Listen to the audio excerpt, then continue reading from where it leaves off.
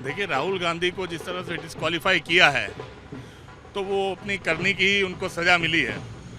क्योंकि आप ऐसे किसी को नाम लेकर जाति सूचक शब्दों का प्रयोग करके अगर आप किसी की खिल्ली उड़ाएंगे और उनको कटघरे में खड़ा करेंगे तो जो कोर्ट का फैसला है मुझे लगता है वो सबको मानना चाहिए। देखिए जी, कांग्रेस की राजनीति पर असर पड़े या ना पड़े, बीजेपी की राजनीति पर ज़रूर असर पड़ेगा, क्योंकि बीजेपी के स्टार कैंपेनर हैं वो। तो अब अगर वो संसद में नज़र नहीं आएंगे तो पता नहीं वो यहाँ पर रहकर सांसद ना होते हुए वो आगे कोई चुनाव प्रचार करेंगे या नहीं करेंगे, या बाहर कहीं चलेंगे जैसे वो हमेशा घूमने चले जाते हैं। तो बीजेपी को ज़रूर कुछ ना कुछ नुकसान होने जा रहा है।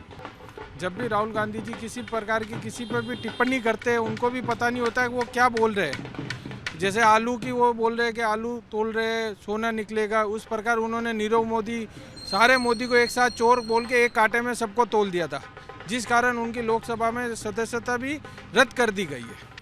प्रधानमंत्री सबके प्रधानमंत्री है और एक प्रधानमंत्री के ऊपर इस तरह की टिप्पणी करनी बहुत गलत है। हमारा तो पहले एक कुर्सी पे राजनीति के हिसाब से अलग अलग है, जो उसके राजनीति के हिसाब से बात करनी चाहिए। कोई भी बात है तो अपने एक पार्टी के लिए एक पार्टी को कहने का हक है, मगर इस तरह का एक प्रधानमंत्री के ऊपर उनका बोलना ये दुर्भाग्यपूर्ण था। न्याय की बात है, न्यायालय की बात है, न्यायालय जो निर्णय देगा वो उनके राहुल गांधी जी ही वो ही जाने। मगर इन्होंने जिस तरह से, मेरी तो एक ही बात है कि उन्होंने टिप्पणी किसी नेता के ऊपर, किसी भी नेता को टिप्पणी करने के बारे में 20 बार सोचना चाहिए।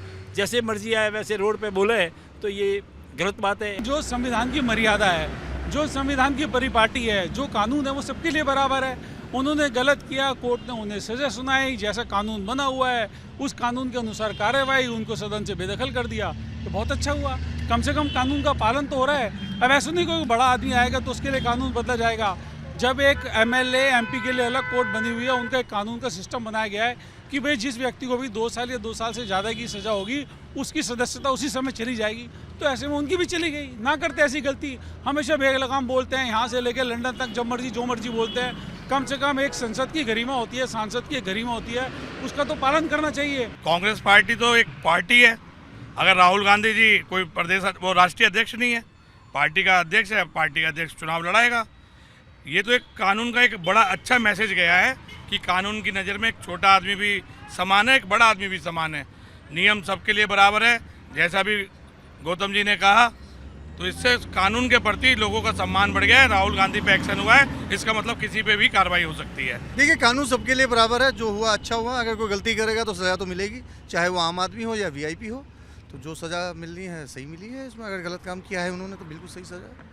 ये कांग्रेस के लिए कहीं ना कहीं अच्छा हुआ। उल्टा तरफ से सोचिए, जहाँ कांग्रेस जहाँ पैर रखते हैं, अपनी काली साया जहाँ गिरता है राहुल गांधी का, वहीं सिमट के जीरो हो जाता है, एक रीजनल पार्टी की तरफ उनका रिजल्ट आता है। तो कहीं ना कहीं ये कांग्रेस को उल्टा तरफ लेना चाहिए कि कहीं ना कहीं कांग्रेस के लिए अच्छा हुआ, हितकारी साबित हुआ। जहाँ नरेंद्र मोदी जी के सामने ये कहीं नहीं टिक पाते थे, तो कम से कम इस बार कंपटीशन में आएगा। इसके लिए कांग्रेस को हार्दिक बधाई हो। देखिए, मेरा ये मानना है कि देश में संविधान जो है वो सर्वोपरि है। संविधान के हिसाब से देश चलता है, और देश में चाहे आम व्यक्ति हो, चाहे राहुल गांधी हो, चाहे कोई और व्यक्ति हो, संविधान के ऊपर कोई नहीं है।